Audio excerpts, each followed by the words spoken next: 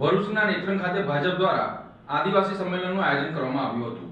આ કાર્યક્રમમાં નાયબ મુખ્યમંત્રી હર્ષ સંઘવીએ કોંગ્રેસ અને આમ આદમી પર પ્રહારો કર્યા હતા। ભરૂચના નેત્રંગ ખાતે ભારતીય જનતા પાર્ટી દ્વારા આદિવાસી સંમેલનનું આયોજન કરવામાં આવ્યું હતું। આ કાર્યક્રમમાં ગુજરાતના નાયબ મુખ્યમંત્રી હર્ષ સંઘવી મુખ્ય અતિથિ તરીકે હાજર રહ્યા હતા। કાર્યક્રમની શરૂઆત આદિવાસી મહાનાયક ભગવાન બિરસા મુંડાની પ્રતિમાને ફૂલહાર અર્પણ કરીને કરવામાં આવી હતી। ત્યારબાદ નેત્રંગ શહેરમાં વિશાળ રેલી પણ યોજવામાં આવી હતી।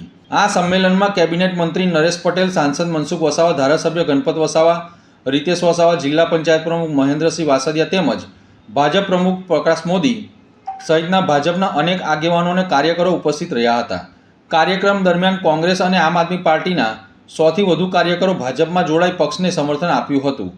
સભાને સંબોધતા નાયબ મુખ્યપ્રધાન હર્ષ સંઘવીએ કોંગ્રેસ અને આમ આદમી પર પ્રહાર કર્યા હતા અને કહ્યું હતું કે આદિવાસી વિસ્તારોના વિકાસ માટે ભાજપ સરકાર સતત કાર્યરત છે। તેમણે વધુમાં જણાવ્યું હતું કે આદિવાસી સમાજના સર્વાંગી વિકાસ માટે જરૂરી યોજના અને સુવિધાઓ ભાજપના શાસનમાં શક્ય બન્યા છે। કાર્યક્રમ દરમિયાન મોટી સંખ્યામાં સ્થાનિક લોકો અને કાર્યકરો ઉપસ્થિત રહ્યા હતા। નેત્રંગમાં ચારે દિશામાં ભાજપ મોદી બરાબર ચાલ્યું કે નહીં? અને આ જ રીતે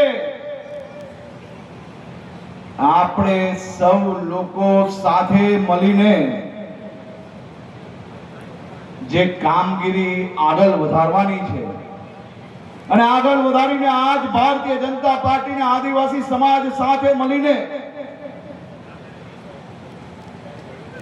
અંબાજીથી લઈને ઉમરગાંવ સુધી આદિવાસી ગામે ગામમાં જે કામગીરી ચાલી રહી છે તેને વધુ ઝડપથી આગળ વધારવા માટેનો સંકલ્પ લેવાનો કાર્યક્રમ એટલે કે આદિવાસી ગૌરવ સંમેલન નેત્રંગ એને આજીવન યાદ રાખવામાં આવશે।